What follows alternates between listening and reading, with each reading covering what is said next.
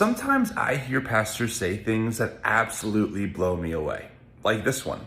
Hey, so I hope you find this response to be kind and respectful to you, but I wanted to respond to what this pastor says here because I find it really interesting. We got preachers up here talking about they are against abortion. Good, so don't have one then.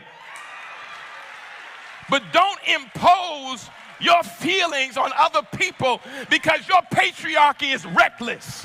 Yeah, so there are a few things that we need to note about his arguments. Firstly, I would say we don't treat a lot of big moral issues like this where we say, oh yeah, you can just do what you want, but obviously don't impose that upon me. Just don't have one. Would we say the same thing about polygamy and child marriage? Or even just basic unaliving people? Now, you might say no because that harms people, but that's precisely the point, is that the pro-lifer is going to argue that this process is harming someone.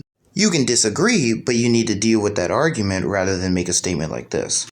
Secondly, he commits the ad hominem logical fallacy. You're attacking the character of an entire group of people you don't know, and that is fallacious reasoning. Actually, take me even as an example. By God's grace, I am going to be a pastor one day, and I might still be pro-life by then. But do you want to know why? Take my mom's personal testimony, for example, of her experience of what happened when she was pregnant with my sister and how her experience convinced her to be pro-life and keep my sister. And now my sister is amazing and 10 years older than me and married and living a great life in the military. Had nothing to do with my dad and had nothing to do with patriarchy.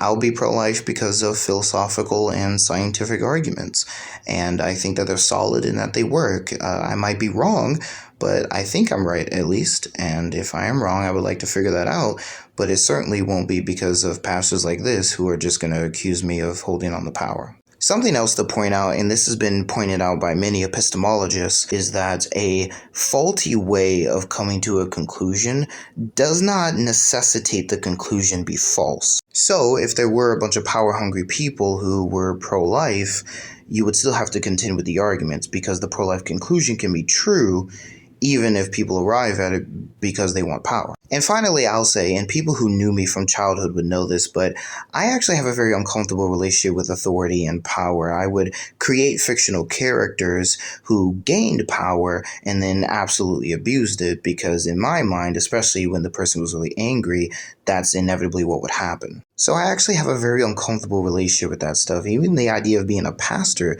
makes me a little uncomfortable. So the last thing that's going to motivate me to any position is holding on to any kind of power. I'm going to hold to this position because I think it's true. And I would like you and others to actually deal with the arguments.